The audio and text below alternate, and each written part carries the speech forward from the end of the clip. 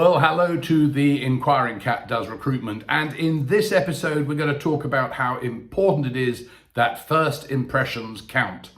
Now, if you are going to be attending a video interview, don't do what I'm doing now, but remember to look at the camera. So avoid looking at yourself, look at the camera, and also smile, because smiling is really important. And even though you're sitting at home, try and dress appropriately for an interview. Yes, I know, I hear you say, look at you, Inquiring Cat. You're not wearing a suit and a tie. Well, I'm not here for a job interview. No, you just need to dress appropriately for the role you're applying for and be smart. And equally, don't do it in the kitchen cupboards and all the mess of the kitchen behind you. What you want to do is have a backdrop or a plain backdrop, and you should know how to adjust that on the settings of Zoom or Teams or Google Meet, whichever one of the platforms you've been asked to connect with. So prepare yourself well in advance and sign on for the video interview at least 5 minutes before it's due to start, so that you don't keep the interviewer waiting, and also it gives you time to sort out any bugs if you suddenly find you can't connect for some reason, which seems to happen a lot.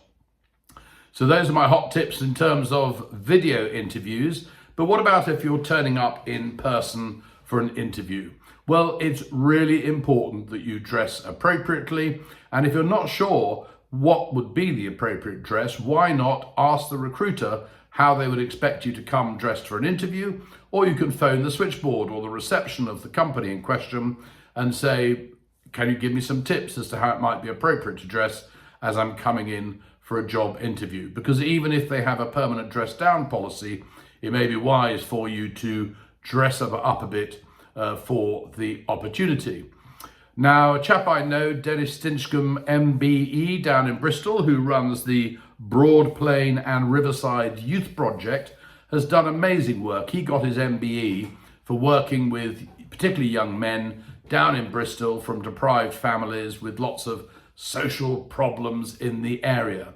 And Dennis told me a story a couple of years ago about how he took one of his young lads who was unemployed and had tried to get various jobs, and he took him to a charity shop and managed to find a suit that fitted the guy for just a tenner, and then sent him off for a job interview, and suddenly he was successful. So it's really important to dress importantly. But even if you're a board member and you're just about to switch this off, you say, oh goodness me, I know how to dress, be careful, because I've got some tips for you as well. Dress is so important that the Speaker of the Northern Ireland Assembly a couple of weeks ago reminded the politicians sitting in the Assembly that they should dress in a way that is appropriate for the community that they serve, to believe that they were competent and professional in the role that they were doing, because appearance matters. And it's also about showing respect to your audience, in that case, the voters. But if you think about the military, yes, they wear dress down or camouflage kit or whatever for when they're actually doing the hard job of being military. But when they're on parade, putting their best foot forward for the king and country, they dress in their number ones, their really smart kit. And you're going for an interview, and you need to dress in your really smart kit too. But that doesn't necessarily mean you have to wear a tie.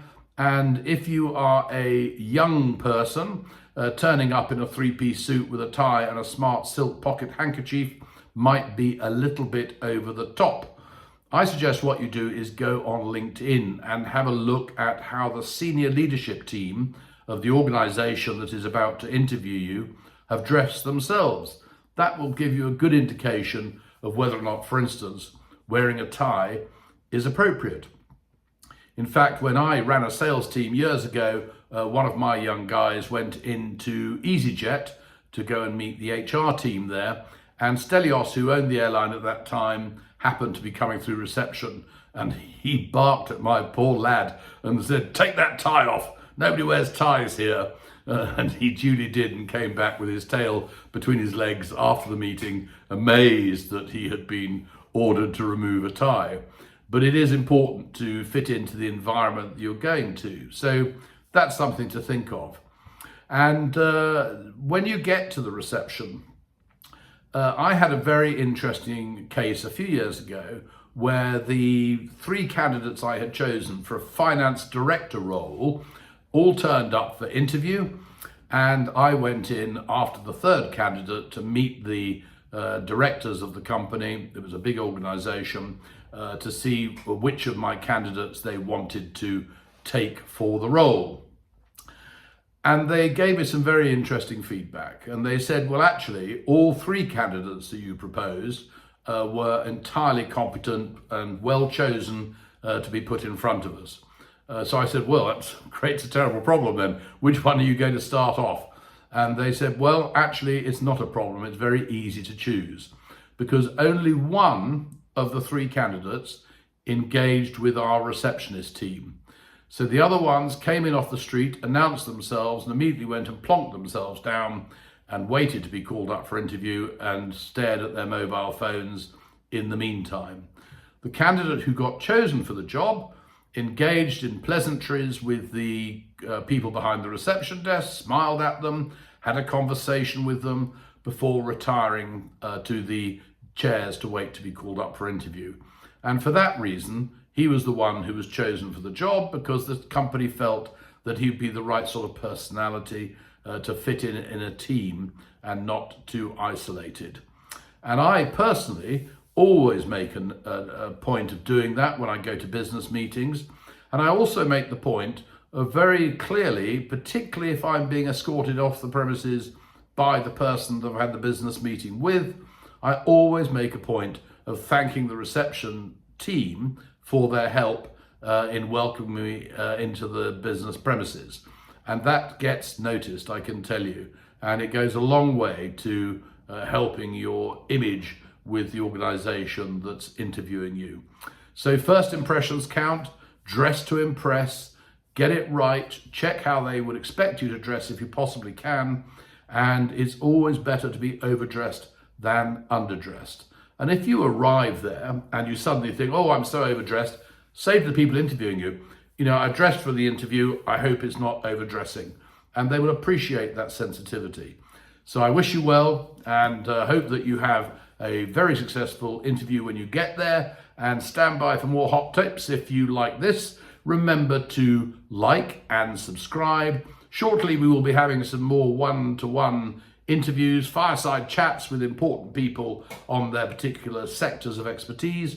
We have Sir Anthony Seldon coming to talk to us about careers in education, Colonel James Cunliffe, who will be talking to us about careers in the army, and Sally Phillips of Miranda fame will be coming to talk to us about a career in acting and entertainment, and plenty more to follow. Great to have you with us now. Look forward to you next week. Bye-bye.